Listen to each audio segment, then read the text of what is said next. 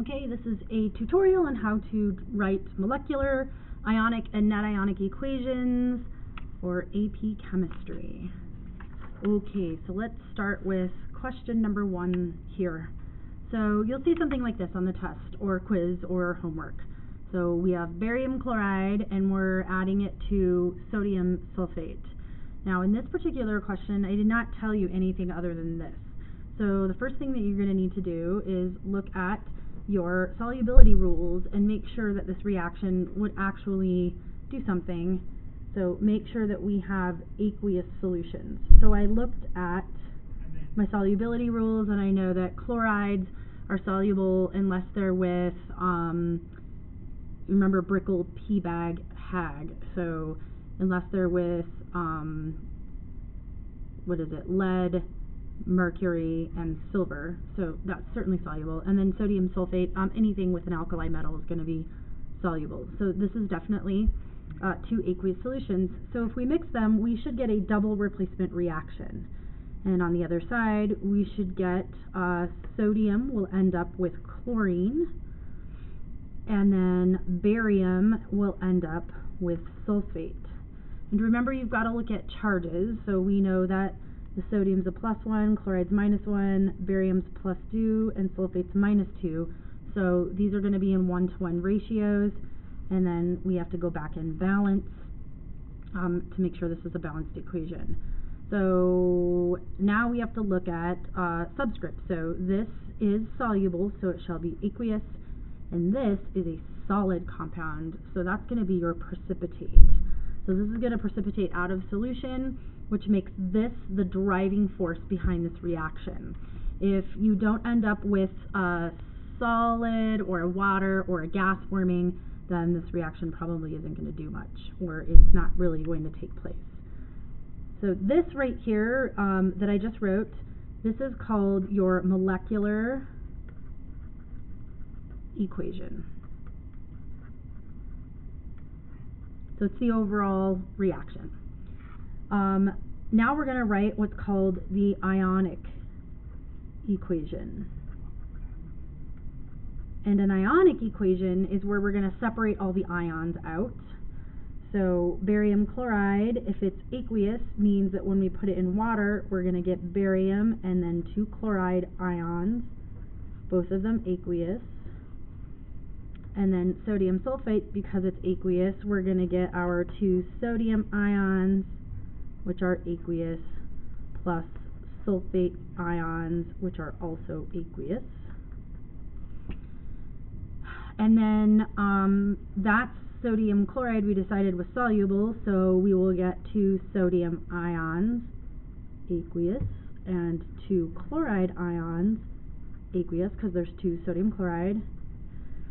And then our barium sulfate isn't soluble, so it's going to stay solid, precipitate. So this is your ionic. Sorry, that's kind of squished in there. This is your molecular. Now, your net ionic equation. Your net ionic equation will be this equation where you've canceled out all of the spectator ions. So what's a spectator ion? So a spectator ion is going to be an ion that you find on both sides of the equation that are not involved in the driving force. So for example, you'll notice that there are 2 chlorides here and there's 2 chloride ions on the other side. Those are spectators. So spectators. These are not involved in the overall reaction. Okay, they're just there, kind of hanging out. You'll also notice that there's sodium on both sides, so that makes those spectators. So we're going to cross out all the spectators, which leaves us with the barium and the sulfate. Notice they're ions on the left side, but on the right side they're not. They're bound into a compound, so they're not spectators. So in the end, your net ionic equation is going to be everything that wasn't crossed out.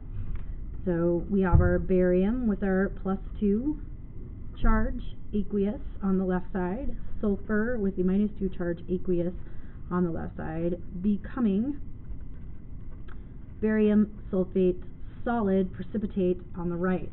This is the net ionic equation. That's the reaction that's actually taking place while all the spectator ions are just kicking back and, you know, spectating, watching. Also make sure that's balanced, and it is balanced. Okay, so let's do the second one. So the second one's a little tougher because on the second one, I didn't give you formulas, so you're going to have to figure out the formulas. So let's go ahead and do the molecular first, the molecular equation first. So to do that, we're going to have to figure out our formulas for our compounds. So we have silver nitrate and copper 2 bromide. And to figure out the formulas for silver nitrate and copper 2 bromide, you have to know ions and polyatomic ions and charges. So silver has, so I'm going to, up here, silver is a +1 charge and nitrate is a -1 charge. So if we cross, we're just going to get silver nitrate. And all nitrates are aqueous, so they're all soluble. Copper 2 is copper with a +2 charge, and bromide has a -1 charge. So if you were to cross them down like this, you're going to get copper bromide. So copper bromide, also aqueous. So that's copper 2 bromide. So let's see what we end up getting. If we do this and we write the double replacement reaction on the other side, we're going to get copper bonded to 2 nitrates, because remember, nitrate's a -1 charge and that copper has a +2 charge, so you're going to need 2 nitrates with your copper.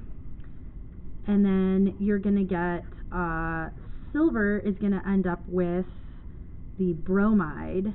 Silver had a +1, bromide's a -1, so it's just 1 silver to 1 bromine.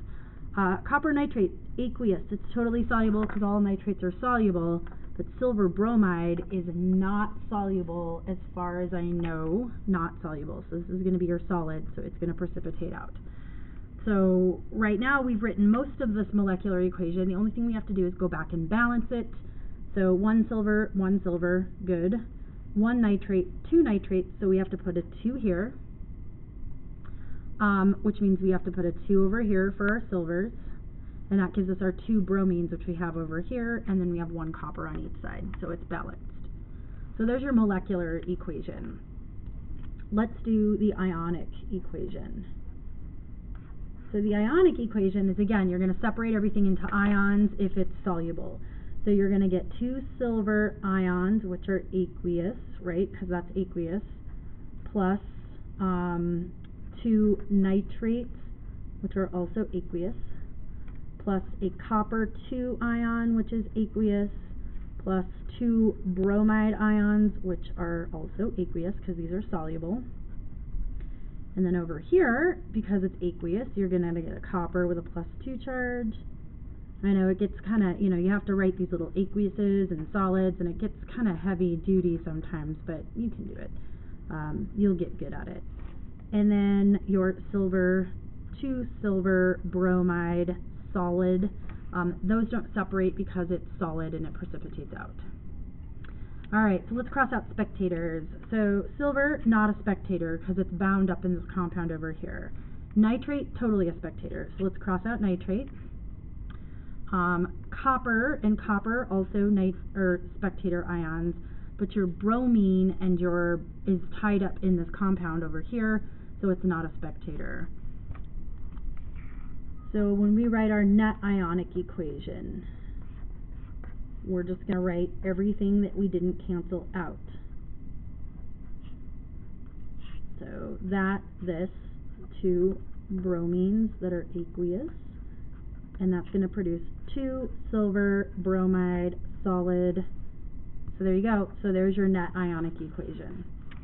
So that's how you write a net ionic equation.